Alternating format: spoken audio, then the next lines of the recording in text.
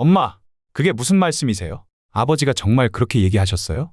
엄마 혼자서 이렇게 큰 집에서 뭐 하시게요? 어머님, 저희도 이제 아이를 가질 계획인데 이렇게 하시면 저희는 어떻게 살라고요? 엄마 혼자 계실 때 자주 와서 도와드리면 나중에 너한테 물려주실 것 같아? 재호야, 이건 너희 아버지의 마지막 뜻이야. 내가 마음대로 한 게 아니라 아버지께서 직접 써놓으신 거야. 엄마는 우리 형편도 모르시면서 그런 말씀 마세요. 이럴 거면 뭐하러 저 좋은 대학 보내고 공부를 시키셨어요? 그리고 너희가 나를 요양원에 보내고 그 집을 차지하려고 했다는 것도 다 알아. 그날 밤 너희 집에서 다 들었어. 황혼이 물들기 시작하는 병실 창가에서 박정순 씨는 남편의 마른 손을 조용히 쓰다듬었습니다. 20년 넘게 건설 현장에서 페인트공으로 일해온 남편은 이제 병상에 누워 힘없이 숨을 쉬고 있었습니다. 정순 씨는 남편의 얼굴을 들여다보며 먼저 말을 건넸습니다. 여보, 오늘은 좀 어떠세요? 아침에 간호사님이 상태가 좋아지고 있다고 하더라고요. 남편은 힘없는 목소리로 대답했습니다. 당신, 나 때문에 이제 식당 일도 그만두고 미안하오. 내가 술을 좀 줄일 걸 그랬나 봐요. 매일 퇴근하고 한 병씩 마셨던 게 이렇게 될 줄은 몰랐어. 정순 씨는 남편의 말을 가로막았습니다. 그런 말씀 마세요. 평생 힘든 일 하시면서 하루 한 병이 무슨 큰 잘못이라고 그러세요. 게다가 우린 검소하게 살면서 서울에 집도 마련했잖아요. 작은 오피스텔도 하나 있고요. 자식들 공부시키고도 이만큼 모았으면 잘 사신 거예요. 남편은 자식 얘기가 나오자 눈시울을 붉혔습니다. 재호는 이제 회사에서 자리도 잡았고 예진이도 시집가서 잘 살고 있으니 그게 얼마나 다행인지 모르겠소. 내가 아프기 전에 자식들 앞날은 다 꾸려놓은 것 같아서 그나마 마음이 놓이는구려. 창밖으로 서울의 늦은 오후 풍경이 보였습니다. 정순 씨는 이제 남편 곁을 지키기 위해 식당 일을 그만두었지만 그동안 모아둔 저축이 있어 병원비는 걱정하지 않아도 됐습니다. 여보, 당신은 돈 걱정하지 마세요. 우리가 평생 모은 돈이면 병원비는 충분해요. 당신은 건강해지는 것만 생각하세요. 남편은 고개를 돌려 창밖을 바라보며 깊은 한숨을 내쉬었습니다. 당신하고 나하고 참 열심히 살았지. 힘들 때도 많았는데 지금 생각해보면 그래도 행복했던 것 같아. 이제 애들 결혼도 시켰고 우리가 해야 할 일은 다 한 것 같아요. 병실에는 저녁 무렵에 붉은 노을이 들어찼습니다. 링거액이 떨어지는 소리와 복도에서 들려오는 발걸음 소리만이 고요한 병실을 채웠습니다. 정순 씨는 남편의 이마에 난 주름을 매만지며 앞으로의 시간들을 생각했습니다. 아직은 희망이 있었습니다. 반드시 있어야만 했습니다. 병실의 토요일 아침은 언제나 딸 예진이의 발걸음 소리로 시작되었습니다. 시골에서 새벽같이 올라온 예진이는 아버지의 병실 문을 조용히 열었습니다. 엄마, 저 왔어요. 아버지는 주무시나 봐요? 정순 씨는 딸의 목소리에 고개를 들었습니다. 예진이는 시골에서 남편과 농사를 지으면서 살고 있는데 먼 곳에서도 매주 빠짐없이 찾아왔습니다. 예진아, 아침은 먹었니? 토요일마다 이렇게 새벽부터 올라오느라 고생이 많다. 엄마, 그런 말씀 마세요. 제가 당연히 해야 할 일인데요. 어제는 아버지 많이 편찮으셨다면서요. 예진이는 아버지의 이마에 손을 얹어보며 체온을 확인했습니다. 그리고는 가방에서 직접 담근 매실청을 꺼냈습니다. 엄마, 제가 담근 매실청 가져왔어요. 두 분 입맛도 없으실 텐데 이거라도 드셔보세요. 그때 병실 문이 다시 열렸습니다. 재호였습니다. 넥타이를 맨 정장 차림이었고 손에는 비쌀 법한 과일 바구니를 들고 있었습니다. 엄마, 저 왔습니다. 오늘은 중요한 회의가 있어서 잠깐만 들렀다 가려고요. 정순 씨는 아들의 모습에 한숨이 나왔습니다. 어릴 때부터 공부 잘하고 부모 말 잘 듣던 아들이었습니다. 좋은 대학에 보내기 위해 예진이의 학원비를 줄여가며 재호의 교육비를 더 투자했었지만 지금은 한 시간도 채 머물지 않고 가버리곤 했습니다. 재호야, 오늘은 좀 더 있다 가면 안 되겠니? 아버지가 널 보고 싶어 하셨어. 엄마, 정말 죄송한데 오늘은 진짜 중요한 회의가 있어서요. 다음에 시간 내서 다시 오겠습니다. 재호는 시계를 보며 서둘러 일어섰습니다. 예진이가 따라 나서며 말했습니다. 오빠, 나는 내일 저녁까지 있을 건데 회의 끝나고 저녁에라도 잠깐 들르면 안 돼? 아버지가 오빠 많이 기다리셔. 하지만 재호는 바쁘다는 말만 남기고 서둘러 나가버렸습니다. 정순 씨는 창밖으로 급하게 주차장을 빠져나가는 아들의 차를 바라보며 깊은 한숨을 내쉬었습니다. 예진아, 네가 이렇게 매주 와줘서 정말 고맙다. 엄마가 예전에 네 오빠한테만 신경 써서 너한테는 많이 미안해. 예진이는 어머니의 말을 가로막았습니다. 엄마, 그런 말씀 마세요. 전 괜찮아요. 농사 짓는 게 힘들어도 우리 애들 키우면서 사는 게 참 좋아요. 그러니까 엄마도 너무 마음 쓰지 마세요. 창틈으로 들어오는 따스한 햇살 속에서 정순 씨는 딸의 말에 눈시울이 붉어졌습니다. 미술을 배우고 싶어 하던 딸 학원도 못 보내고 아들 과외비 대느라 딸의 옷도 제대로 못 사줬던 지난 날들이 후회되기 시작했습니다. 어느 늦은 오후 병실은 조용했습니다. 정순 씨가 집에 잠시 갔다 온 사이 병실에는 아들 부부만이 남아 있었습니다. 남편은 깊이 잠든 듯 보였고 재호와 지혜는 병실 구석의 의자에 앉아 작은 목소리로 대화를 나누고 있었습니다. 여보, 몇 달째 병원 치료받아도 차도가 없는데 이렇게 자주 와봤자 소용없을 것 같아요. 병원비도 벌써 2천만 원이 넘었는데 앞으로 얼마나 더 들어갈지 모르겠어요. 보험도 없으시다면서요? 이러다가 나중에 병원비 감당 못해서 집까지 팔아야 하면 어떡해요? 요즘 하루 입원비가 얼마나 비싼데요? 지혜가 걱정스러운 목소리로 말했습니다. 재호는 창밖을 바라보며 대답했습니다. 나도 그렇게 생각해요. 치료는 이제 그만 받으시고 집으로 모시는 게 좋지 않을까? 어차피 가망도 없는데 이렇게 병원비만 쓰는 건 아버지도 원치 않으실 거예요. 맞아요. 게다가 지금 이렇게 병원비가 계속 나가버리면 우리가 받을 유산도 줄어들잖아요. 어머님도 이제는 현실을 받아들이셔야 할 것 같아요. 병상의 남편은 눈을 감은 채로 이 모든 대화를 듣고 있었습니다. 뜨거운 눈물이 눈꺼풀 사이로 새어나왔지만 소리내어 울지는 않았습니다. 지혜는 목소리를 더 낮추며 말을 이었습니다. 어머님이 아버님 돌아가신 후에 집을 혼자 차지하실까봐 걱정이에요. 우리가 어떻게든 그 집은 받아내야 해요. 재호도 고개를 끄덕이며 말했습니다. 그래요. 지금이라도 열심히 찾아뵈면서 아버지 마음을 얻어야 해요. 나중에 우리가 그 집을 받을 수 있게. 부부가 병실을 나간 후 남편은 힘겹게 눈을 떴습니다. 창밖으로 지는 해를 바라보며 깊은 한숨을 내쉬었습니다. 잠시 후 돌아온 정순 씨에게 남편은 힘없는 목소리로 말했습니다. 여보, 내가 중요한 얘기가 있어. 우리 집은 당신 앞으로 해야 할 것 같소. 재호한테는 작은 오피스텔만 주고. 정순 씨는 남편의 갑작스러운 말에 놀랐습니다. 왜 갑자기 그런 말씀을 하세요? 당신을 지키기 위해서요. 우리 재호가. 아니, 더는 말하지 않겠소. 그저 내 말대로만 해주시오. 절대로 우리 집은 재호에게 주면 안 돼요. 남편은 재호 부부의 대화를 정순 씨에게 말하지 않았습니다. 아들에 대한 정순 씨의 사랑과 신뢰가 무너지는 것을 원치 않았기 때문입니다. 하지만 예진이에게 아무것도 물려주지 못하는 것에 대한 미안함을 가슴 깊이 안은 채 며칠 후 남편은 정순 씨의 품에서 조용히 눈을 감았습니다. 이른 아침부터 장례식장은 조문객들의 발길이 이어졌습니다. 쌀쌀한 공기 속에서 향 피우는 냄새가 진하게 퍼져나왔고 곳곳에서 조용한 위로의 말들이 오갔습니다. 예진이는 영정사진 앞에서 눈물을 멈추지 못했습니다. 아버지, 제가 좀 더 잘해드릴 걸 그랬어요. 건강하실 때 자주 찾아뵙지 못하고 시골에서 농사일한다고 바쁘다는 핑계만 대고 이렇게 가실 줄 알았으면 애들 얼굴 더 자주 보여드릴 걸. 아버지, 정말 죄송해요. 반면 아들 부부는 조문객들을 맞이하면서도 무언가 들뜬 기색이 역력했습니다.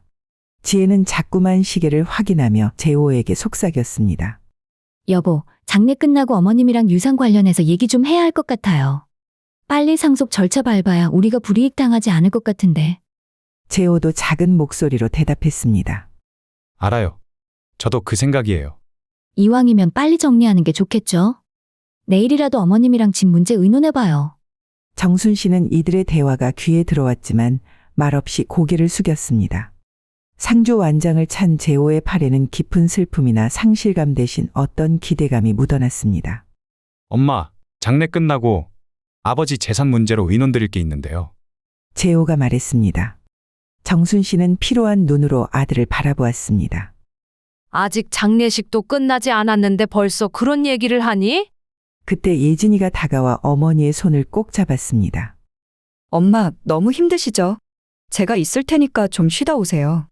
향불 연기 사이로 재호 부부의 속삭임이 계속되었고 정순 씨의 마음은 점점 더 무거워져만 갔습니다. 남편이 마지막으로 남긴 말의 의미를 이제야 조금씩 이해하기 시작했습니다.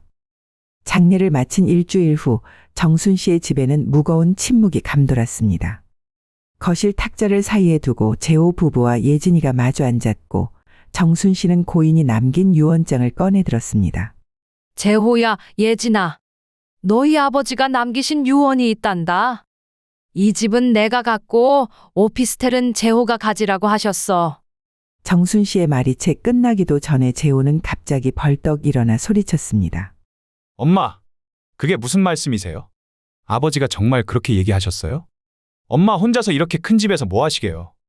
방 3개나 되는 집에서 뭘 하시겠다고?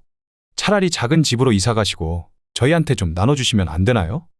어차피 주실 거 미리 주시면 좋잖아요. 지혜도 옆에서 거들었습니다. 어머님, 저희도 이제 아이를 가질 계획인데. 이렇게 하시면 저희는 어떻게 살라고요? 오피스텔 하나로는 아이 교육도 제대로 못 시켜요. 그때 예진이가 조용히 말을 꺼냈습니다. 저는 유산 하나도 안 받아도 괜찮아요. 엄마가 건강하게 오래 사시는 게 더 중요해요. 저희는 지금처럼 농사 지어서 번 돈으로 살면 돼요.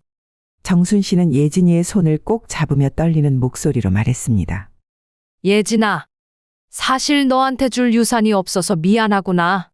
네가 이렇게 착한 마음을 가지고 있어서 엄마가 너무 고맙다.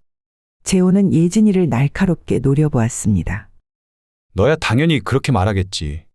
엄마 혼자 계실 때 자주 와서 도와드리면 나중에 너한테 물려주실 것 같아? 정순 씨는 단호하게 말했습니다. 재호야, 이건 너희 아버지의 마지막 뜻이야.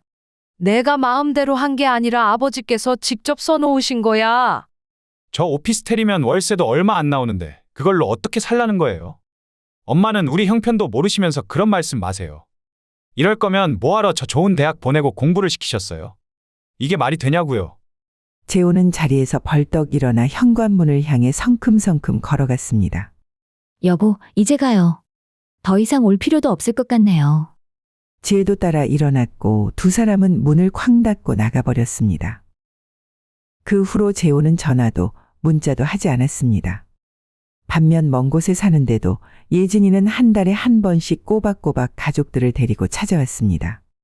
손주들은 할머니 집에 오는 것을 좋아했고 사위는 항상 정순 씨의 건강을 걱정했습니다.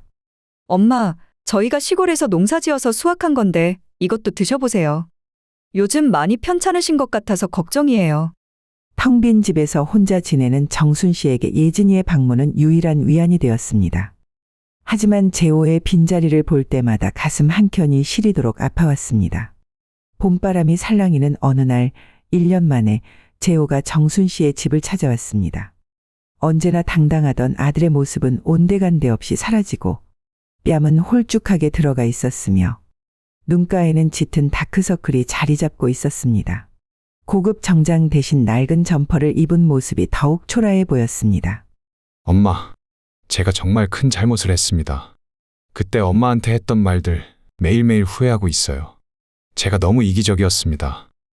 정순 씨는 아들의 변한 모습에 가슴이 철렁했습니다. 재호는 고개를 숙인 채 떨리는 목소리로 말을 이어갔습니다. 아버지께서 저희 주신 오피스텔 제가 받자마자 팔아서 주식에 투자했다가 다 잃어버렸어요. 아버지가 힘들게 벌어서 남겨주신 건데 죄송합니다. 그때 엄마한테 그렇게 화를 내고 큰 소리치고 정말 부끄럽습니다. 지혜도 눈시울을 붉히며 말했습니다. 어머님, 저희가 너무 어리석었어요. 돈 때문에 이성을 잃고 그렇게 상처드린 게 너무 죄송해요. 요즘 남편이 잠도 제대로 못 자고 엄청 힘들어하는데 그래도 이렇게 용기 내서 찾아오자고 했어요. 정순 씨의 마음 한켠에서는 불신과 의심이 올라왔습니다. 아들의 갑작스러운 방문이 진심에서 우러난 것인지 아니면 또 다른 계산이 있는 것인지 확신할 수 없었습니다. 지난 1년간 한 번도 연락하지 않던 아들이었기에 더욱 그랬습니다. 엄마, 이제부터는 정말 달라질 거예요. 돈에 눈이 멀어서 효도는 뒷전이었는데 앞으로는 제가 진짜 아들 노릇하면서 살겠습니다. 용서해 주세요. 재호의 목소리에는 진심이 담긴 것 같았지만 정순 씨의 마음속 상처는 쉽게 아물지 않았습니다. 돈 때문에 등을 돌렸던 아들이 모든 것을 잃고 나서야 찾아온 현실이 서글펐습니다. 내 아들이니까. 그래, 한 번만 더 기회를 주자. 정순 씨는 마음속으로 중얼거렸지만 남편이 마지막으로 남긴 말이 다시 한번 귓가에 울렸습니다. 그래도 자식에게 완전히 외면할 수는 없었습니다. 다음 주말 재호 부부는 정순 씨를 자신들의 집으로 초대했습니다. 소박하지만 정성스러운 상차림이었습니다. 평소의 호화로운 식탁은 사라지고 검소한 반찬들만이 놓여 있었습니다. 엄마, 이제부터는 제가 효도하면서 살겠습니다. 돈보다 더 중요한 게 가족이라는 걸 이제야 깨달았어요. 그동안 정말 죄송했습니다. 하지만 정순 씨의 마음 한구석에는 여전히 불안함이 자리 잡고 있었습니다. 아들의 말이 진심인지 아닌지는 시간이 지나봐야 알 수 있을 것 같았습니다. 차가운 봄비가 내리는 저녁, 재호의 집 식탁에는 무거운 침묵이 감돌았습니다. 식사를 마무리할 즈음 지혜가 조심스럽게 입을 열었습니다. 어머님, 요즘 많이 편찮으신 것 같아서 걱정이에요. 어제 들렀을 때 보니까 허리도 많이 아프신 것 같던데. 제가 좋은 곳을 하나 알아봤어요. 정순 씨는 며느리의 말투에서 무언가 불길한 예감을 느꼈습니다. 요즘에는 요양원 시설이 정말 좋아졌더라고요. 제 친구 어머님도 거기 계시는데 매일 운동도 하시고 친구도 많이 사귀셨대요. 저희도 주말마다 찾아뵐 테니까 한번 고려해 보시면 어떨까요? 재호도 거들었습니다. 엄마, 그동안 혼자 계시느라 많이 힘드셨죠? 이제는 좀 편하게 사셨으면 좋겠어요. 거기 가시면 또래분들도 많이 계시고 의료진도 24시간 상주한다고 하더라고요. 정순 씨의 손이 식탁 위에서 미세하게 떨렸습니다. 1년 만에 다시 시작된 아들의 방문이 결국 이런 의도였다는 것을 깨달았습니다. 지혜가 다시 말을 이었습니다. 그리고 어머님, 지금 사시는 집이 너무 크시잖아요. 혼자 계시기에는 관리하기도 힘드실 것 같은데 차라리 집을 파시고 그 돈 제가 잘 관리해 드릴게요. 어차피 나중에 저희 것이 될 텐데 이참에 정리하시는 게 좋지 않을까요? 정순 씨는 찬밥을 삼키는 것처럼 마음이 싸늘해졌습니다. 1년 전 오피스텔을 날린 아들이 이제는 자신의 집마저 노리고 있다는 사실에 깊은 실망감이 밀려왔습니다. 엄마, 요양원 가시면 이제 저희가 자주 찾아뵐게요. 예전처럼 그러지 않을 거예요. 이제 저희를 한 번만 더 믿어주세요. 재호의 말에 정순 씨는 깊은 한숨을 내쉬었습니다. 남편이 그토록 경계하라 했던 상황이 현실이 되어 눈앞에 펼쳐지고 있었습니다. 알았다. 생각해 볼게. 정순 씨는 지친 목소리로 대답했습니다. 하지만 그의 마음속에서는 이미 다른 결심이 굳어지고 있었습니다. 이제는 더 이상 순진하게 기다릴 수만은 없다는 것을 깨달았습니다. 늦은 밤, 정순 씨는 재혼의 집 손님방에서 잠을 청하고 있었습니다. 화장실에 가려고 일어났을 때 복도 끝 재호 부부의 방에서 낮은 목소리가 들려왔습니다. 여보, 이번에는 무조건 성공시켜야 해요. 어머니가 순순히 응하지 않으면 강제로라도 요양원에 모셔야겠어요. 치매 진단서 같은 거 떼는 게 그렇게 어렵지도 않다더라고요. 지혜의 차가운 목소리에 정순 씨는 그 자리에 얼어붙었습니다. 맞아요. 엄마가 한번 요양원에 들어가시기만 하면 우리가 법적 대리인이 되는 거예요. 그러면 집을 처분하는 것도 어렵지 않을 거예요. 근데 여보, 혹시 아가씨가 방해하면 어쩌죠? 걱정 마요. 시골에서 농사나 짓는 애가 뭐를 알겠어요? 우리가 서울에서 다 처리하면 되는 거죠. 정순 씨는 다리에 힘이 풀려 벽을 짚었습니다. 까만 어둠 속에서 들려오는 아들의 목소리가 낯설게 느껴졌습니다. 나는 오피스텔 하나 받은 걸로는 만족 못해요. 엄마가 살고 있는 집은 원래 내 몫이었단 말이에요. 아버지가 돌아가시기 전에 엄마 편들어서 이렇게 된 거라고요. 맞아요, 여보. 우리가 얼마나 고생했어요. 요양원에 들어가시면 그 큰 집이 뭐가 필요하겠어요? 어차피 당신 주실 텐데 미리 주시는 게 좋죠. 정순 씨는 손끝이 떨려왔습니다. 자신이 그토록 사랑했던 아들이 이제는 자신을 강제로 요양원에 보내려 한다는 사실이 믿기지 않았습니다. 여보, 우리 이번에는 실패하면 안 돼요. 어머니가 마음을 바꾸실 때까지 계속 압력을 넣어야 해요. 그리고 요양원에 들어가시면 절대 못 나오게 해야 해요. 복도의 어둠 속에서 정순 씨의 눈에서 눈물이 흘러내렸습니다. 남편이 왜 그토록 재호를 경계하라고 했는지 이제야 이해가 되었습니다. 자식이라고 믿었던 사람들이 이제는 가장 두려운 존재가 되어 있었습니다. 한밤중의 정막 속에서 정순 씨는 떨리는 다리로 다시 손님 방으로 돌아왔습니다. 이제는 더 이상 이 집에서 머물 수 없다는 것을 깨달았습니다. 새벽녘 정순 씨는 재호의 집을 몰래 빠져나왔습니다. 봄비가 내리는 길을 걸으며 아들 부부의 대화가 계속해서 귓가에 맴돌았습니다. 택시를 타고 집으로 돌아오는 길, 차창에 맺힌 빗방울이 그녀의 눈물처럼 흘러내렸습니다. 집에 도착하자마자 정순 씨는 남편의 영정사진 앞에 앉았습니다. 여보, 이제야 당신 말씀이 무슨 뜻인지 알겠어요. 제가 너무 어리석었네요. 잠깐이라도 재호를 다시 믿었던 제가 한심해요. 새벽 공기는 차가웠지만 정순 씨의 마음은 이제 단단히 다져졌습니다. 남편이 그토록 지키라던 이 집, 평생을 함께 살았던 이 공간을 절대로 빼앗기지 않겠다고 다짐했습니다. 아침이 되자 예상대로 재호 부부가 찾아왔습니다. 엄마, 언제 가신 거예요? 저희가 얼마나 걱정했는지 아세요? 이렇게 혼자 계시다가 무슨 일 생기면 어떡해요? 지혜도 걱정스러운 듯한 목소리로 말했습니다. 어머님, 이제는 정말 요양원을 진지하게 생각해 보셔야 할 것 같아요. 혼자 사시는 게 너무 위험해 보여요. 정순 씨는 조용히 두 사람을 바라보았습니다. 어젯밤 들었던 대화가 마치 악몽처럼 떠올랐지만 침착하게 대답했습니다. 일주일만 시간을 줘. 엄마가 잘 생각해 볼게. 재호는 안도의 한숨을 내쉬었습니다. 엄마, 정말 잘 생각하신 거예요. 저희가 엄마 걱정돼서 하는 말이에요. 하지만 정순 씨의 마음은 이미 굳게 닫혀 있었습니다. 잠시라도 아들을 다시 믿었던 것이 부끄러웠고 남편의 마지막 당부를 잊었던 자신이 한심하게 느껴졌습니다.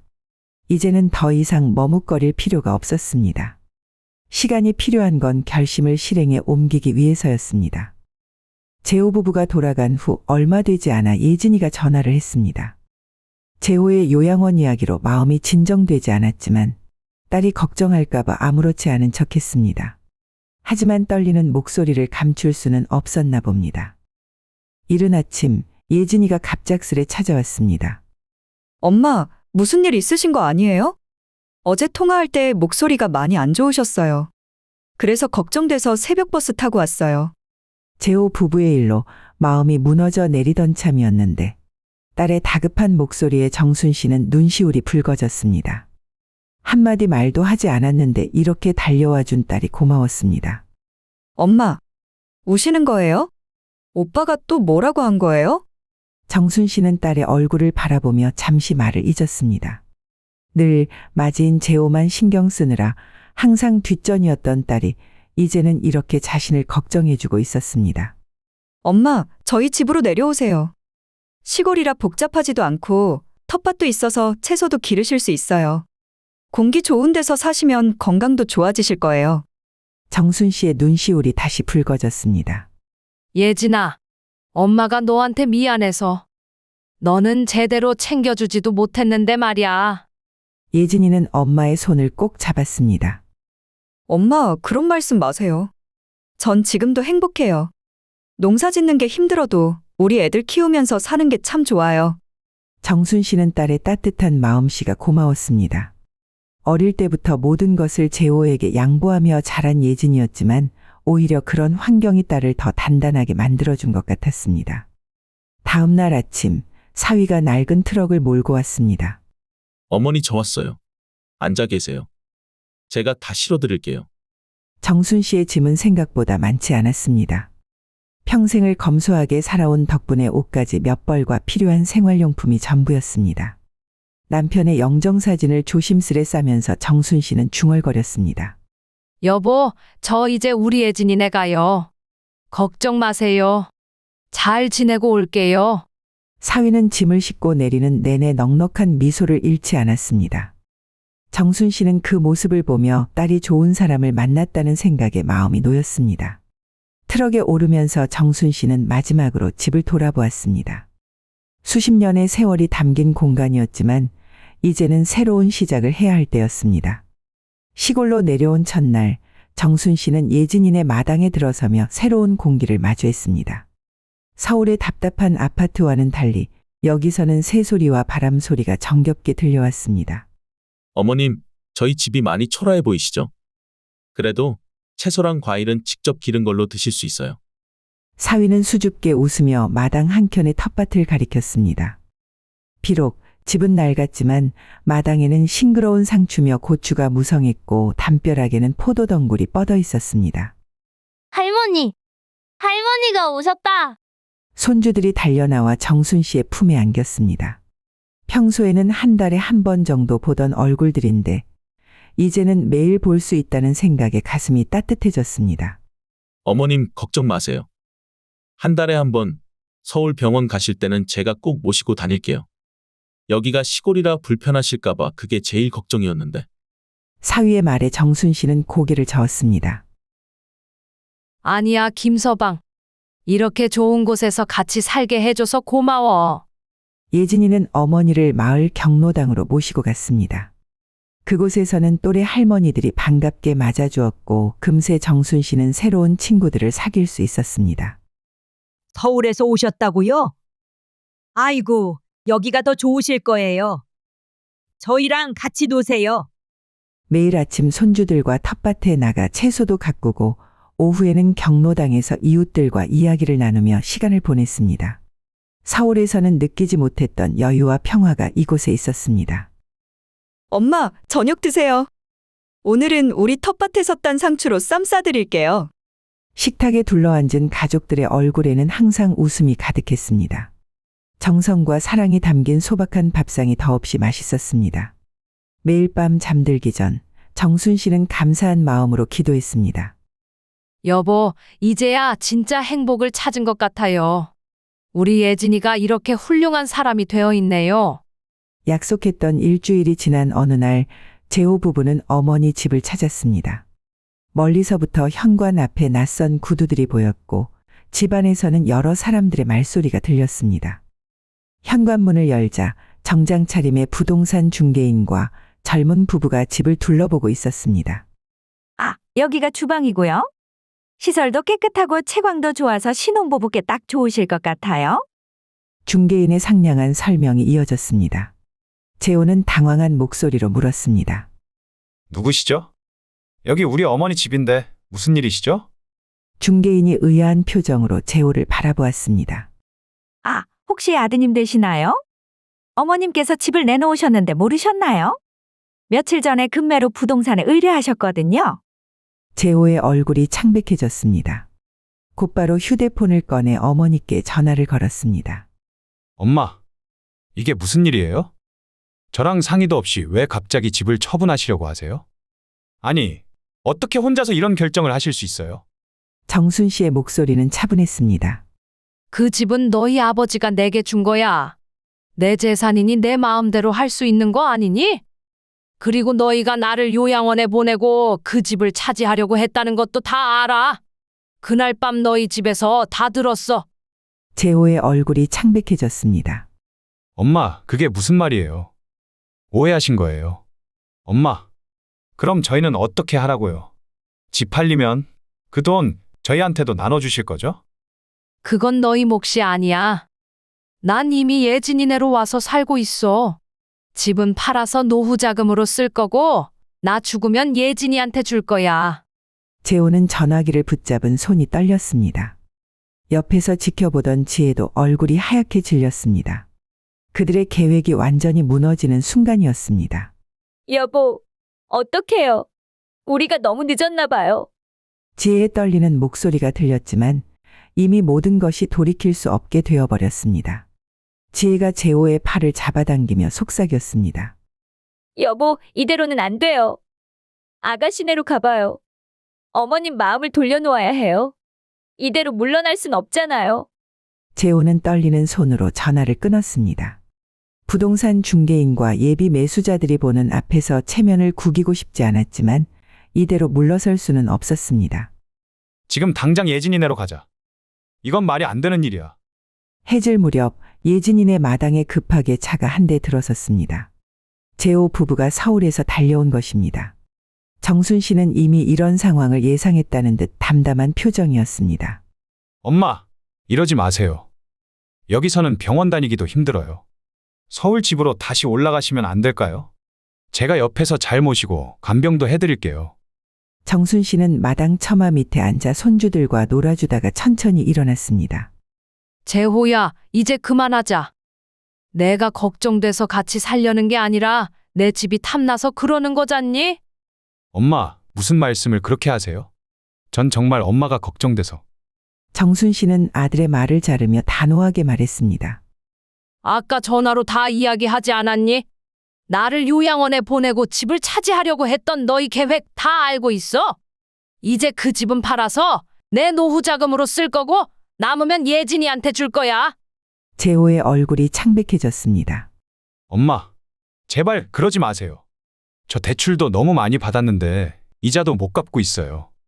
엄마가 도와주시지 않으면 저희 집은 경매로 넘어가요.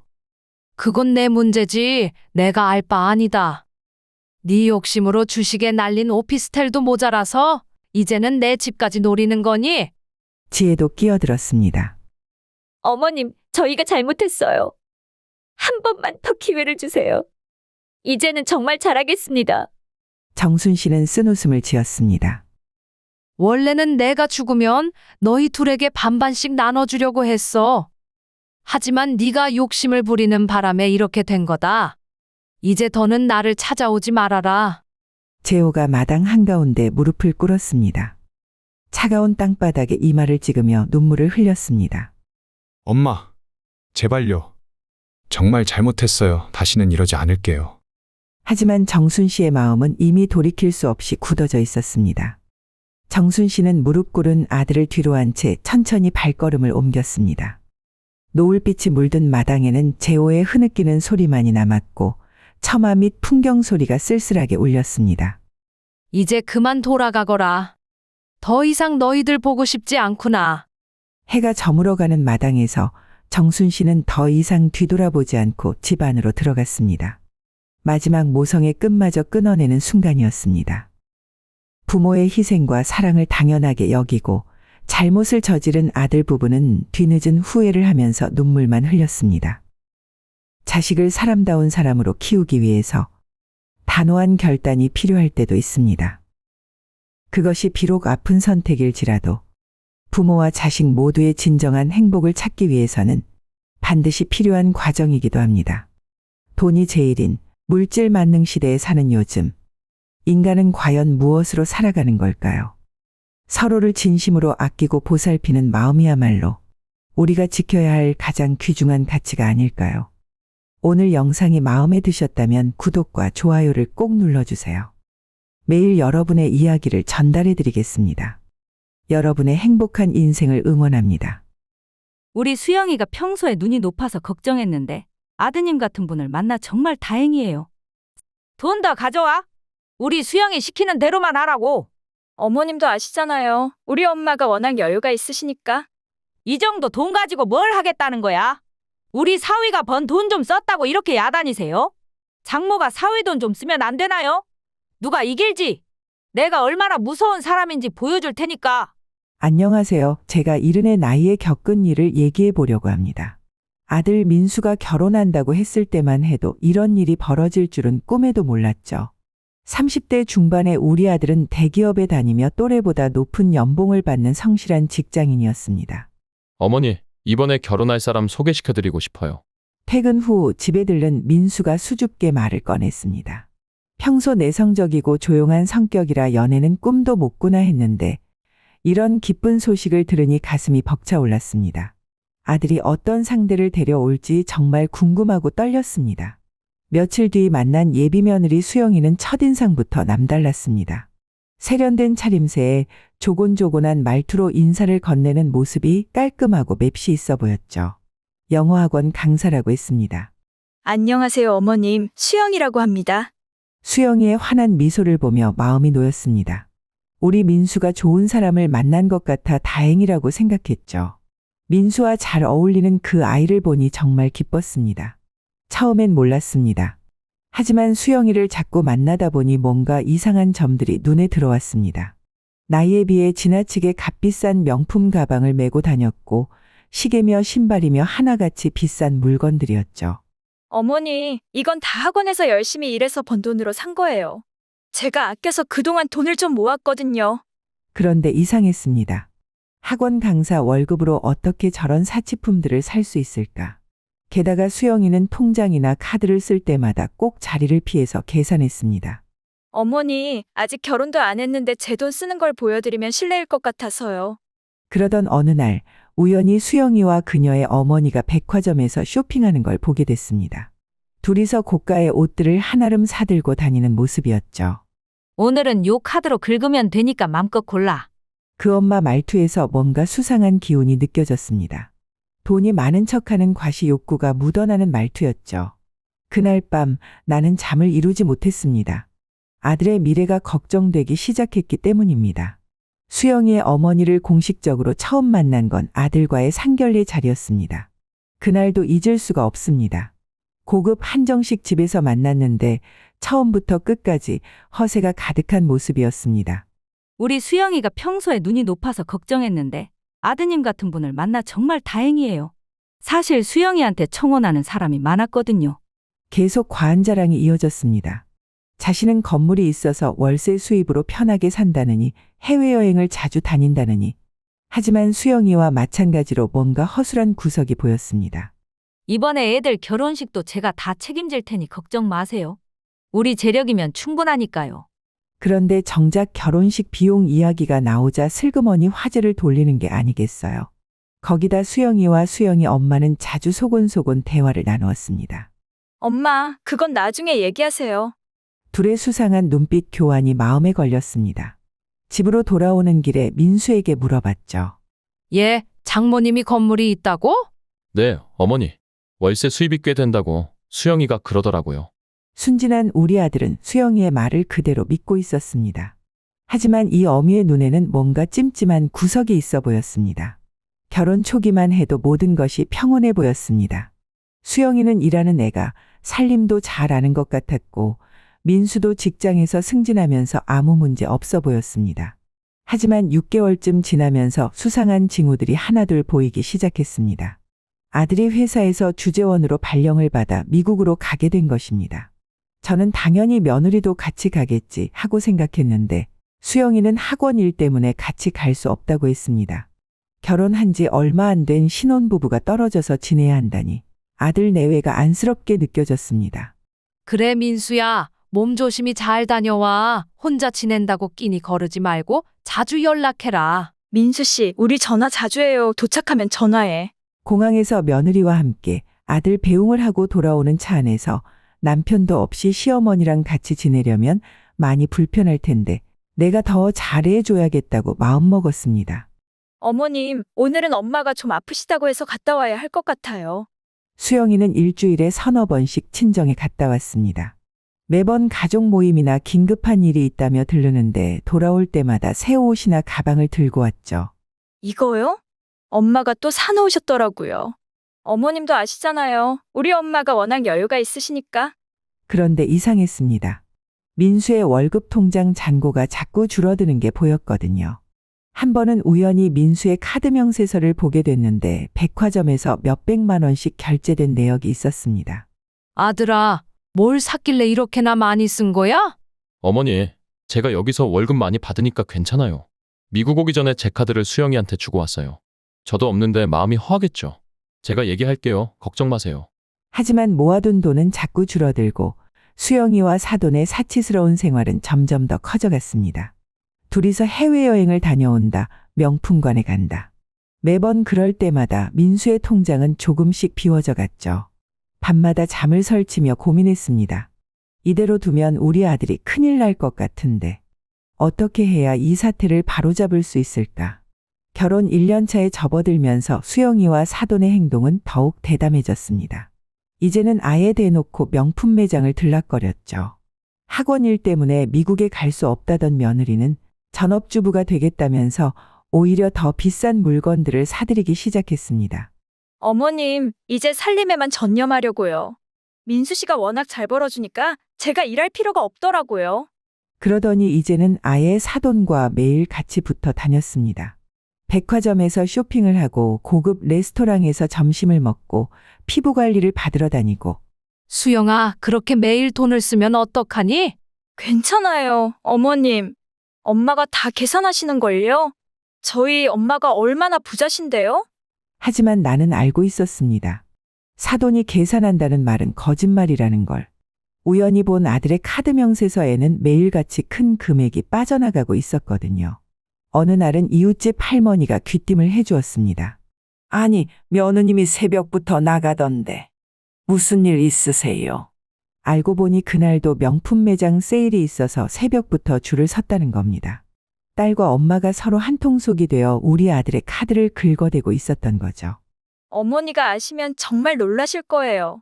우리 엄마가 얼마나 대단하신데 이 정도는 아무것도 아니에요. 수영이의 말투에는 점점 더 거만함이 묻어났습니다. 이대로 두면 안 되겠다는 생각이 들었지만 어떻게 해야 할지 마음만 답답했습니다. 매일 밤 수영이의 은밀한 통화가 시작되었습니다. 우연히 화장실에 가다가 들은 대화는 충격적이었습니다. 엄마, 그 돈은 내일 보내드릴게요. 민수 카드 한도가 좀 남아있으니까? 네, 걱정 마세요. 모를 거예요.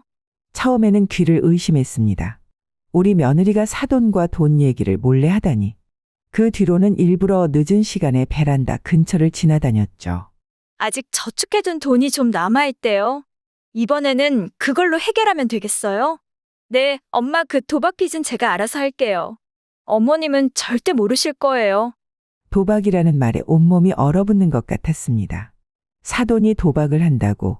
그것도 우리 아들의 돈으로. 그래도 이번에는 너무 많이 넣지 마세요. 엄마, 이러다 들키면 어쩌려고? 아니, 알겠어요. 어떻게든 해결할게요. 더 충격적인 것은 수영이가 이 사실을 알면서도 말리기는커녕 도와주고 있다는 점이었습니다. 엄마의 도박 빚을 갚기 위해 민수의 돈을 빼돌리고 있었던 거죠. 날이 갈수록 통화 내용은 더 심각해졌습니다. 이제는 카드 한도를 넘겨서 현금 서비스까지 받고 있다는 걸 알게 됐죠. 내 아들이 모르는 사이에 빚더미에 앉게 생겼다는 생각에 가슴이 찢어지는 것 같았습니다. 이번이 정말 마지막이에요? 엄마, 제발. 네, 알겠어요. 어떻게든 돈은 마련할게요. 이렇게 둘의 비밀스러운 통화는 계속되었고 나는 매일 밤 잠들지 못하고 고민했습니다. 아들에게 이 사실을 알려야 할까? 아니면 좀 더 지켜봐야 할까? 수영이의 거짓말은 눈덩이처럼 불어났습니다. 거짓말을 하는 것이 습관이 된 것 같았습니다. 처음에는 작은 거짓말로 시작했지만 점점 더 큰 거짓말로 이어졌습니다. 어머니, 우리 엄마가 주식으로 대박이 났대요. 이번에 수억을 벌었다네요. 그래서 저한테도 투자하라고 돈을 보내주신다고 하셨어요. 밥을 먹으면서 며느리가 하는 얘기를 듣다가 숟가락을 내려놓을 수밖에 없었습니다. 얼마 전 도박빚 때문에 몰래 통화하던 사돈이 갑자기 주식으로 돈을 벌었다니 너무나 어이가 없었습니다. 정말이에요. 엄마가 투자 고수시거든요. 이번에 제가 명품관에서 산 것들도 다 엄마가 사주신 거라니까요. 미국에서 아무것도 모르는 아들은 그 말을 믿었겠지만 나는 이미 모든 것이 거짓말이라는 걸 알고 있었습니다. 며느리의 거짓말은 점점 더 대담해졌어요. 어머니, 이번에 엄마가 해외에서 사업 파트너를 만나야 해서 필리핀에 가신대요. 저도 같이 가기로 했어요. 민수 씨가 벌어다 주는 돈은 하나도 안 쓸 거예요. 하지만 그 항공권도 모두 아들의 카드로 샀을 게 분명했습니다. 사돈의 호화로운 생활은 모두 우리 아들의 돈으로 이루어지고 있었던 거예요. 괜찮아요, 어머님. 민수 씨도 이제 곧 큰 돈을 벌 수 있을 거예요. 엄마가 아는 사업가를 소개시켜 주신다고 하더라고요. 이 말을 들었을 때 불길한 예감이 들었습니다. 그동안의 거짓말도 모자라서 이제는 우리 아들까지 위험한 일에 끌어들이겠다니 너무 불안했습니다. 밤마다 뒤척이며 걱정했습니다. 내가 이대로 가만히 있다가는 우리 아들이 큰일을 당할 것 같았어요. 하지만 어떻게 해야 이 사태를 바로잡을 수 있을까? 고민의 나날이 이어졌습니다. 결국 제가 가장 두려워하던 일이 일어나고 말았습니다. 어느 날 저녁 아들에게서 전화가 왔습니다. 들뜬 목소리로 이야기를 꺼내더군요. 어머니, 저 한국 들어가면 회사 그만두려고요. 이제 제 사업을 해보려고 합니다. 순간 숨이 멎는 것 같았습니다. 그동안 승진도 하고 인정도 받던 회사를 그만둔다니. 불길한 예감이 현실이 되어가고 있었습니다. 장모님이 소개해주신 사업 파트너가 있는데요. 초기 투자금만 있으면 몇 달 안에 몇 배로 불릴 수 있다고 하더라고요. 얘야, 지금 다니는 회사가 얼마나 좋니? 갑자기 무슨 사업이야? 하지만 민수의 마음은 이미 흔들리고 있었습니다. 사돈과 수영이가 그동안 우리 아들의 머릿속에 욕심의 씨앗을 심어놓은 거죠. 어머니도 아시잖아요. 월급쟁이로 살면 평생 이 정도밖에 못 벌어요. 이번 기회에 크게 벌어보려고요. 그리고 엄마, 혼자 나와 있으니까 힘드네요. 더 이상 지체할 시간이 없었습니다. 이대로 두었다가는 우리 아들이 전 재산을 날릴 것 같은 불안감이 엄습했어요. 게다가 사업 투자금까지 더해진다면 아들의 인생이 망가질 것이 뻔했습니다. 그날 밤 잠을 이루지 못하고 지금까지의 모든 일들을 떠올려 보았습니다. 수상한 전화통화, 늘어나는 거짓말. 모든 퍼즐이 하나둘 맞춰지기 시작했습니다. 다음 날 아침 수영이가 사돈을 만나러 나간 시간을 틈타 나는 본격적인 조사를 시작했습니다. 아들의 서랍장을 뒤져 통장과 카드 명세서를 모두 찾아냈습니다. 아이고, 이게 무슨 일이람? 통장을 넘기는 손이 떨렸습니다. 매달 400만 원 이상 저축할 수 있었던 우리 아들의 통장에 남은 돈이 고작 200만 원밖에 없었습니다. 그동안의 입출금 내역을 자세히 살펴보니 충격적인 사실들이 드러났습니다. 이건 매달 현금으로 300만 원씩 인출했네. 통장에는 매달 정기적으로 현금이 인출된 흔적이 있었습니다. 장모님 용돈 100만 원은 기본이고 쇼핑비로 추정되는 고액이 수시로 빠져나갔죠. 카드 명세서는 더 끔찍했습니다. 백화점, 면세점, 해외 호텔. 이게 다 뭐야? 카드 사용 내역을 보니 제 마음이 무너져 내렸습니다. 한 달 평균 1,000만 원이 넘는 사치품 구매라니 우리 아들의 연봉으로는 감당하기 힘든 액수였습니다. 아니, 이건 또 뭐지? 더 충격적인 것은 도박장으로 추정되는 곳에서 수시로 현금 서비스가 이뤄졌다는 점이었습니다. 사돈의 도박 빚을 갚는 데 쓰인 돈이었을 겁니다. 내가 이걸 어떻게 그냥 둬? 눈물이 흘렀습니다. 열심히 살아온 우리 아들의 돈이 이렇게 허망하게 사라진다는 게 너무나 가슴 아팠습니다. 이제는 더 이상 지켜볼 수만은 없었습니다. 증거를 확보해서 아들에게 보여줘야 했습니다. 통장과 카드 명세서를 휴대폰으로 하나하나 사진 찍어두었습니다. 이제 다음 단계로 넘어가야 했습니다. 며느리와 사돈의 실체를 밝혀내기 위해서는 더 확실한 증거가 필요했으니까요. 며느리 몰래 찾아간 곳은 전자제품 판매점이었습니다. 점원에게 초소형 CCTV를 구입하면서 마음이 무거웠습니다. 내 며느리를 감시해야 한다니. 하지만 이제는 어쩔 수 없었습니다. 어머니, 저 친정에 다녀올게요. 수영이가 외출한 틈을 타서 집안 곳곳에 CCTV를 설치했습니다. 거실 화분 뒤에 하나, 신발장 위에 하나, 주방 선반에도 하나. 며느리의 동선을 모두 살필 수 있는 위치를 골랐죠. 이제 진실이 밝혀지겠지. 첫날부터 충격적인 장면이 카메라에 포착됐습니다. 수영이는 제가 나가고 나면 여기저기 서랍장을 뒤지기 시작했습니다. 통장과 카드를 찾아 사진을 찍고 남은 한도를 확인하는 듯 보였습니다. 엄마, 이번 달은 카드가 조금 빠듯해요. 민수 씨 통장에 있는 돈을 현금으로 뽑아야 할 것 같아요. 더 놀라운 건 사돈과 나누는 대화였습니다. 도박 빚을 갚기 위해 아들의 돈을 빼돌리는 계획을 세우고 있었어요. 심지어 민수를 회사에서 그만두게 하고 사업을 하게 만드는 것도 모두 계획된 것이었습니다. 사업한다고 하면 적금도 해지할 거 아니야? 그때 한 번에 돈을 빼내면 될 것 같아요. 가슴이 무너져 내렸습니다. 이게 단순한 돈 문제가 아니라 계획적인 사기라는 걸 직감했습니다. 며느리와 사돈은 처음부터 우리 아들의 돈을 노리고 접근한 것이었죠. CCTV로 본 모든 영상은 휴대폰에 저장했습니다. 증거를 모으는 일주일 동안 잠 한숨도 제대로 못 잤습니다. 하지만 아들을 구하기 위해서는 이 정도 고생쯤은 견뎌야 했습니다. 특히 충격적이었던 건 며느리의 이중적인 모습이었습니다. 전화로는 매일 보고 싶다고 다정한 아내 행세를 하면서 뒤에서는 이렇게 악랄한 계획을 세우다니. 어떻게 저런 연기가 가능한 건지 도저히 이해할 수 없었습니다. 민수 씨, 오늘은 뭐 먹었어요? 자기 혼자서 너무 고생해서 어떡해. 한국 들어오면 내가 맛있는 거 매일 해줄게요. 남편에게 전화하는 목소리는 그렇게 다정했지만 전화를 끊자마자 사돈에게 연락하는 목소리는 냉담했습니다. 엄마, 민수 이제 곧 들어올 것 같아요. 그 사람 오기 전에 빨리 작업해야 돼요. 알겠죠? 매일 밤 CCTV 영상을 보면서 눈물을 흘렸습니다. 우리 민수가 이렇게 나쁜 사람들에게 속고 있었다니. 내가 어서 이 사실을 알려야 하는데 어떻게 전해야 아들이 덜 상처받을 수 있을지 마음만 아팠습니다. 이제는 더 이상 지체할 수 없었습니다. 민수의 전 재산이 사라지기 전에 아들 인생이 완전히 망가지기 전에 진실을 밝혀야 했습니다. 하나님, 제발 우리 아들을 지켜주세요. CCTV 설치 후 일주일째 되던 날, 민수의 신용카드 내역을 자세히 살펴보기로 했습니다. 아이고, 이럴 수가. 지난 6개월간의 카드 사용 내역을 보면서 손이 떨렸습니다. 매달 수천만 원씩 사용된 금액도 놀라웠지만 더 충격적인 건 사용처였습니다. 강남 호텔 카지노, VIP룸 결제? 이게 다 뭐야? 며느리와 사돈이 드나들었던 고급 호텔들의 이름이 줄줄이 보였습니다.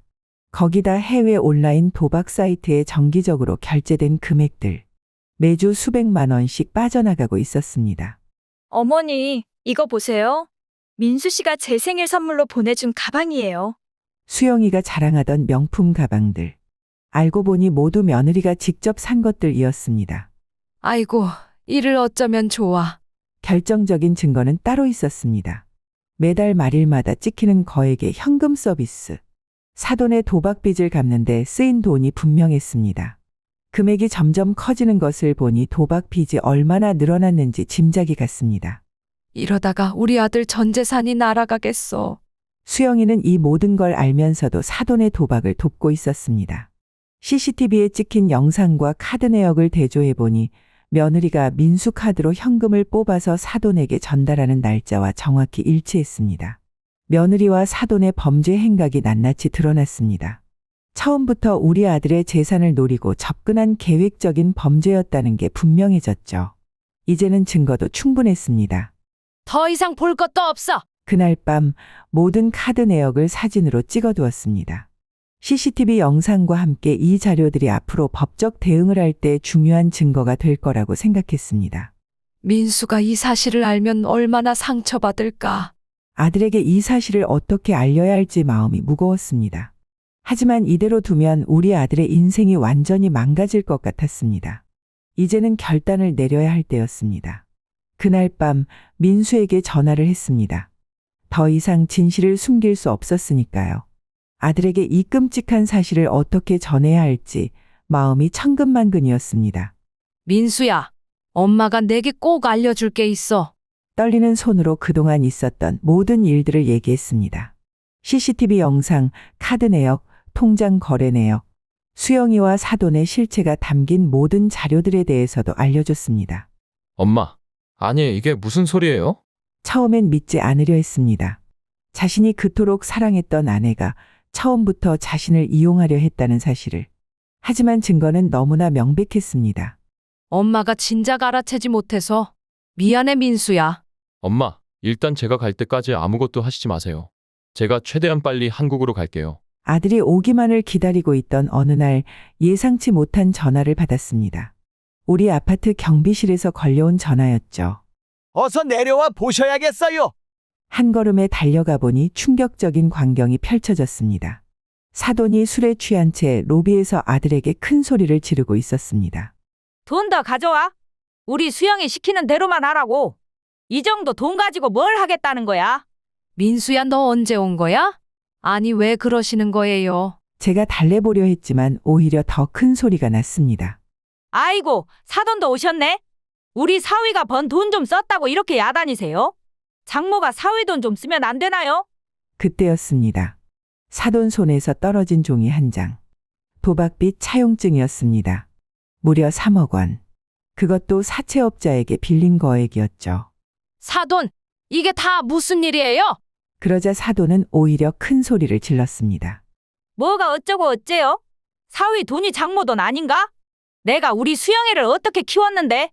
민수 녀석이 돈 좀 벌어다 주는 게 그렇게 아까워요? 하지만 이건 도박빚이잖아요. 도박? 투자죠. 난 투자하는 거라고요. 곧 크게 불어날 텐데 뭘. 아니, 근데 당신이 뭔데 내일에 이래라 저래라 해요? 사돈의 뻔뻔한 태도에 온몸이 떨렸습니다. 우리 아들을 처음부터 노린 거였다니. 우리 아들 돈 몽땅 빼먹으려고 이런 짓을 한 거예요? 빼먹어? 내가 우리 수영이를 민수한테 시집 보낸 것만 해도 감지덕지해야 할 일이에요. 그깟 돈 좀 썼다고 이렇게 야단이에요? 심지어 사돈은 빚쟁이들을 보란 듯이 불러들이겠다며 협박까지 했습니다. 내가 이 돈 못 갚으면 누가 제일 곤란해질 것 같아요? 당신 아들이겠죠? 민수 이름으로 된 차용증도 있다고요. 그 순간 모든 게 분명해졌습니다. 이들은 처음부터 우리 아들의 재산을 노리고 접근한 사기꾼이었던 거죠. 분노가 치밀어 올랐습니다. 이제 경찰에 신고할 거예요. 신고요? 한번 해보세요. 누가 이길지. 내가 얼마나 무서운 사람인지 보여줄 테니까. 이제는 더 이상 망설일 필요가 없었습니다. 우리 아들을 지키기 위해서는 법의 심판을 받게 해야 했으니까요. 아들은 충격을 받은 듯 잠시 아무 말이 없었습니다. 민수는 그동안 있었던 일들이 하나둘 떠오르는 듯 했습니다. 수영이가 매번 급하다며 돈을 요구할 때, 장모님이 사업 투자를 권유하실 때, 제가 너무 바보였네요. 가슴이 미어졌습니다. 아들은 그동안 수영이를 너무나 믿고 사랑했기에 이런 배신은 상상도 하지 못했을 테니까요. 아까 네 장모가 와서 한 얘기 말이야. 사돈의 도박빚과 협박 이야기를 하면서 민수의 얼굴이 하얗게 질렸습니다. 제 이름으로 된 차용증, 그걸로 협박을 하더라고요. 그제야 민수는 완전히 무너져 내렸습니다. 한동안 말을 잇지 못하고 민수는 흐느껴 울었습니다. 엄마, 저 이제 어떡하죠? 아들을 안심시켜주기 위해 차분하게 말을 했습니다. 이제 엄마가 다 해결할게. 너는 아무 걱정하지 마. 하지만 제 통장에 남은 돈이 거의 없어요. 대출금도 있고 이걸 어떻게 해요? 괜찮아. 우리가 법적으로 해결하면 돼. 엄마가 이미 변호사님과도 상담을 해뒀어. 그날 밤 오랫동안 민수와 얘기를 나누었습니다. 아들을 위로했지만 이 상처가 쉽게 아물 것 같지는 않았습니다. 하지만 이제부터라도 우리 아들을 지켜내야 했습니다. 민수야, 이제 다 잘 될 거야. 엄마가 꼭 지켜줄게. 경찰 수사는 생각보다 빨리 진행됐습니다. 제가 제출한 증거들이 결정적이었던 모양이에요. CCTV 영상, 카드 내역, 통장 거래 내역, 거기에 도박장 업주의 증언까지 더해지면서 며느리와 사돈의 범죄 사실이 낱낱이 드러났습니다. 어르신, 오늘 검거에 들어갑니다. 현장에 같이 나오시겠습니까? 담당 형사님의 연락을 받고 현장으로 향했습니다. 사돈은 여전히 고급 호텔 카지노에서 도박을 하고 있었습니다. 이봐요. 이게 무슨 짓이에요? 수갑을 차는 순간까지도 큰 소리를 쳤습니다. 하지만 이제는 더 이상 통하지 않았죠. 이런 걸로 나를 체포해? 내가 누군지 알아? 그런데 그때였습니다. 경찰이 사돈의 가방을 조사하다가 충격적인 물건들을 발견했어요. 여러 장의 위조 신분증과 다른 사람 명의로 된 차용증들. 알고 보니 우리 민수가 첫 번째 피해자가 아니었던 거죠. 박영숙 씨, 당신은 불법 도박장 운영, 사기, 문서위조 등의 혐의로 체포됩니다. 그제서야 사돈의 얼굴에서 모든 혈색이 사라졌습니다. 수년간 이어온 범죄 행각이 모두 들통난 거죠. 이거 다 제 거 아니에요. 제발 봐주세요. 뻔뻔하던 태도는 온데간데 없이 사라지고 비굴하게 애원하는 모습만 남았습니다. 경찰 조사 결과 그들은 지난 10년간 비슷한 수법으로 여러 명의 피해자를 만들어 왔다고 해요. 딸을 이용해서 재력 있는 남자를 물색한 뒤에 여러 번 결혼을 시키고 돈을 뜯어내는 게 수법이었습니다. 형사님의 말씀을 들으며 가슴이 무너졌습니다. 우리 민수가 이런 사기꾼의 먹잇감이 되었다니. 하지만 이제는 끝났습니다. 사돈은 구속되어 법의 심판을 받게 될 거예요. 회사에서 돌아온 민수는 체포 현장의 얘기를 듣고 한숨을 내쉬었습니다. 이제 정말 끝난 건가요? 이제 다 끝났어. 사돈이 구속된 후 수영이가 찾아왔습니다. 얼굴은 헬쑥했지만 여전히 당당한 태도였어요. 어머니, 왜 이러시는 거예요? 우리 엄마가 좀 실수를 한 거라고요. 그동안의 뻔뻔한 태도가 여전했습니다. 마치 자신은 아무 잘못이 없다는 듯이 말이죠. 수영아, 이제 그만하자. 너도 내 엄마와 공범이야. 경찰 조사 결과가 다 나와 있어. 그제야 수영이의 얼굴이 굳어졌습니다. 경찰 조사 과정에서 그동안의 범죄 행각이 모두 밝혀졌거든요. 이게 처음이 아니었다는 사실도요. 그리고 너, 내가 처음이 아니었더라. 전 남편한테도 같은 짓을 했다면서? 결혼해서 돈 뺏고 도박하고. 그래서요? 어차피 민수 씨는 절 사랑하잖아요. 제가 잘못했다고 하면 민수가 자리에서 일어섰습니다. 그동안 한없이 착하기만 했던 우리 아들의 눈빛이 달라져 있었어요. 사랑? 내가 알기나 해. 난 이제 당신이 무섭기만 해. 민수 씨, 이혼하자. 깨끗하게 정리하고 싶어. 차갑게 말하는 아들의 말을 듣고 수영이의 얼굴이 하얗게 질렸습니다. 여기서 한 번만 더 속여 넘기면 될 거라고 생각했던 모양이었지만 이미 아들의 마음은 완전히 돌아선 뒤였습니다. 변호사님이 이혼 서류 준비해뒀어. 서명하고 가. 이러지 말아요. 민수 씨, 저는 정말 아무것도 몰랐어요. 그만해. 이제 거짓말은 지겨워. 민수의 단호한 태도에 수영이는 더 이상 말을 잇지 못했습니다. 결국 이혼 서류에 서명하고 돌아섰죠.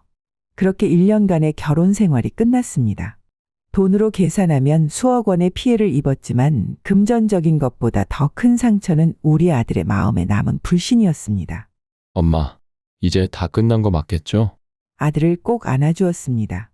3살이 돋듯 조금씩 치유되겠지만 이 상처를 회복하는 데는 긴 시간이 필요할 것 같았습니다. 그들의 재판이 진행되면서 그동안의 사기 행각이 모두 드러났습니다. 검찰 조사 결과 사돈과 수영이는 조직적으로 움직였던 거예요. 피고인은 자신의 딸을 이용해 재력 있는 남성들과 결혼시킨 뒤 지속적으로 금전적 피해를 입혔습니다. 이번이 3번째 범행으로 확인됩니다. 검사의 구형이 이어졌습니다. 사돈은 징역 7년을 선고받았고 수영이도 공범으로 2년의 실형을 받았죠.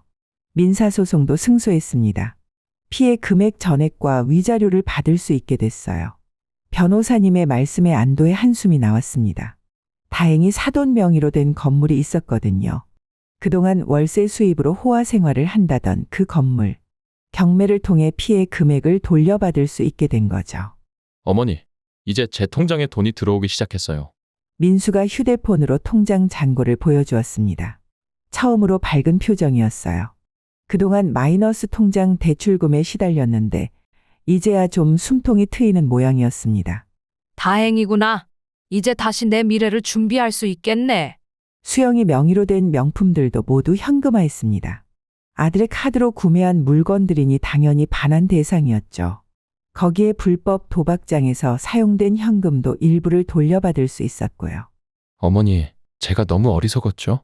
아니, 내가 잘못한 게 아니야. 너무 순수했던 거지.